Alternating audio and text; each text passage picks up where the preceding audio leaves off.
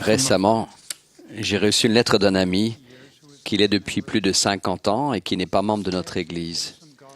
Je lui avais envoyé de la lecture sur l'Évangile, à laquelle il a répondu. Au début, j'ai eu du mal à comprendre le sens du jargon mormon typique comme libre arbitre. Peut-être qu'un glossaire d'une page serait utile. J'étais surpris qu'il ne comprenne pas ce que libre arbitre veut dire. J'ai consulté un dictionnaire en ligne.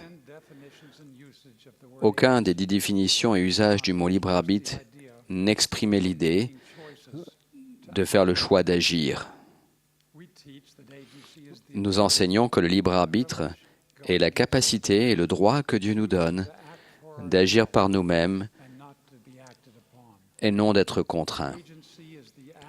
Le libre arbitre, c'est agir en étant responsable de nos actions. Notre libre arbitre est essentiel au plan du salut. Grâce à lui, nous sommes libres de choisir la liberté et la vie éternelle par l'intermédiaire du grand médiateur de tous les hommes, ou de choisir la captivité et la mort selon la captivité et le pouvoir du diable. Les paroles d'un cantique familier nous enseignent clairement ce principe. Sachez que chacun peut choisir et dessiner son avenir, car Jésus n'a jamais voulu forcer les hommes au salut. Pour répondre à la question de mon ami et aux questions de femmes et d'hommes de bien de partout, je vais vous parler davantage de ce que nous savons de la signification du libre arbitre. Avant que nous venions sur Terre, notre Père Céleste a présenté son plan du salut, un plan qui prévoyait que nous viendrions sur Terre pour recevoir un corps, choisir entre le bien et le mal, et progresser pour devenir comme lui et vivre avec lui pour toujours. Notre libre arbitre, notre faculté de choisir et d'agir par nous-mêmes, était un élément essentiel de ce plan. Sans le libre arbitre, il ne nous serait pas possible de faire de bons choix et de progresser. Cependant, avec le libre arbitre, nous pouvons faire de mauvais choix, commettre des péchés et perdre la possibilité d'être à nouveau avec notre Père Céleste. C'est pour cette raison qu'a été donné un Sauveur pour souffrir pour nos péchés et nous racheter si nous nous repentons. Grâce à son expiation infinie, il a réalisé le plan de la miséricorde pour apaiser les exigences de la justice. Après que notre Père Céleste a présenté son plan, Lucifer s'est avancé en disant « Envoie-moi, et je rachèterai toute l'humanité, de sorte que pas une seule âme ne sera perdue. C'est pourquoi, donne-moi ton honneur. » Notre Père a rejeté ce plan parce qu'il nous refusait notre libre arbitre. C'était un plan de rébellion. Puis Jésus-Christ, le Fils bien-aimé et l'élu de notre Père Céleste depuis le commencement, a exercé son libre arbitre pour dire « Père, que ta volonté soit faite et que la gloire t'appartienne à jamais. » Il est devenu notre Sauveur, le Sauveur du monde. À cause de la rébellion de Lucifer, un grand conflit spirituel a eu lieu.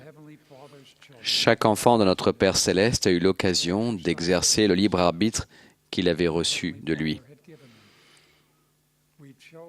Nous avons choisi d'avoir foi au Sauveur Jésus-Christ, d'aller à lui, de le suivre et d'accepter le plan que notre Père Céleste a présenté pour notre bien.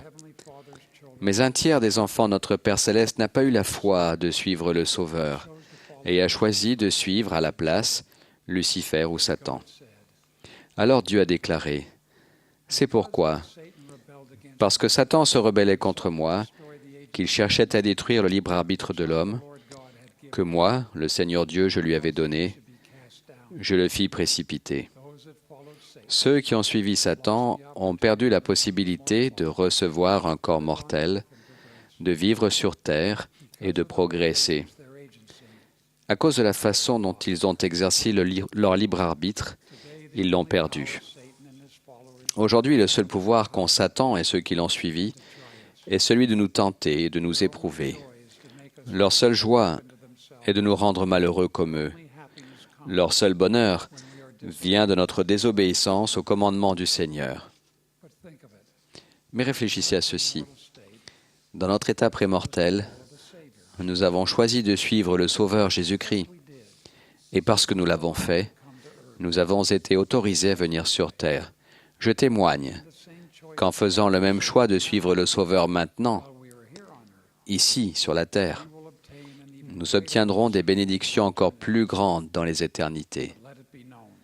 Mais que ce soit bien clair, nous devons continuer de choisir de suivre le Sauveur. Il y va de l'éternité et notre libre arbitre est essentiel.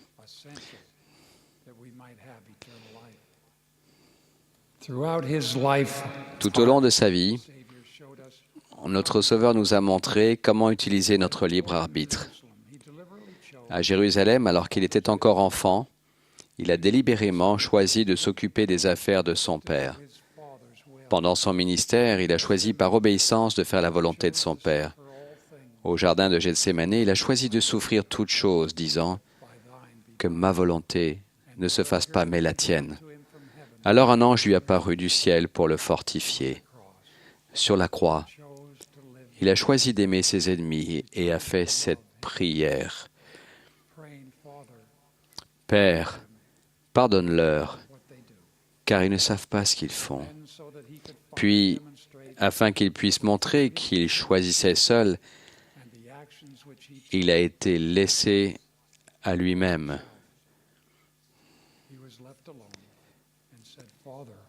Il dit alors, « Père, pourquoi m'as-tu abandonné ?» Enfin, il a exercé son libre arbitre d'agir, endurant jusqu'à la fin, jusqu'à ce qu'il puisse dire « Tout est accompli ». Bien qu'il était tenté comme nous en toutes choses, à chaque choix et à chaque action, il a exercé le libre arbitre d'être notre Sauveur, pour briser pour nous les chaînes du péché et de la mort. Et par sa vie parfaite, il nous a enseigné que quand nous choisissons de faire la volonté de notre Père céleste, notre libre arbitre est conservé, nos possibilités sont multipliées et nous progressons. On trouve des témoignages de cette vérité partout dans les Écritures. Job avait tout perdu, mais il a choisi de rester fidèle et il a gagné les bénédictions éternelles de Dieu. Marie et Joseph ont choisi de suivre l'avertissement d'un ange de fuir en Égypte, et le Sauveur a eu la vie sauve. Joseph Smith a choisi de suivre les instructions de Moroni, et le rétablissement s'est déroulé comme il l'avait été prophétisé. Chaque fois que nous choisissons d'aller au Christ, de prendre son nom sur nous et de suivre ses serviteurs, nous progressons sur le chemin de la vie éternelle. Pendant notre voyage dans la condition mortelle, il est utile de nous souvenir que le contraire est vrai aussi. Quand nous ne respectons pas les commandements et l'inspiration du Saint-Esprit, nos possibilités se réduisent et notre capacité d'agir et de progresser diminue. Quand Caïn a ôté la vie à son frère parce qu'il aimait Satan plus que Dieu, sa progression spirituelle s'est arrêtée. Dans ma jeunesse, j'ai appris une leçon importante sur la façon dont nos actions peuvent limiter notre liberté. Un jour, mon père m'a chargé de vernir un parquet. J'avais choisi de commencer à la porte et continuer à l'intérieur de la pièce. Alors que j'avais presque terminé, je me suis rendu compte que je m'étais laissé aucune issue. Il n'y avait ni fenêtre, ni porte de l'autre côté. Je m'étais fourré dans une impasse. Je n'avais nulle part où aller. J'étais coincé. Chaque fois que nous désobéissons, nous nous fourrons spirituellement dans une impasse et nous devenons captifs de nos choix. Bien que nous soyons coincés spirituellement, il y a toujours un moyen de revenir. Comme le repentir, faire demi-tour et marcher sur un parquet fraîchement verni demande du travail, beaucoup de reponçage et de couches de finition. Ce n'est pas facile de retourner au Seigneur, mais cela en vaut la peine.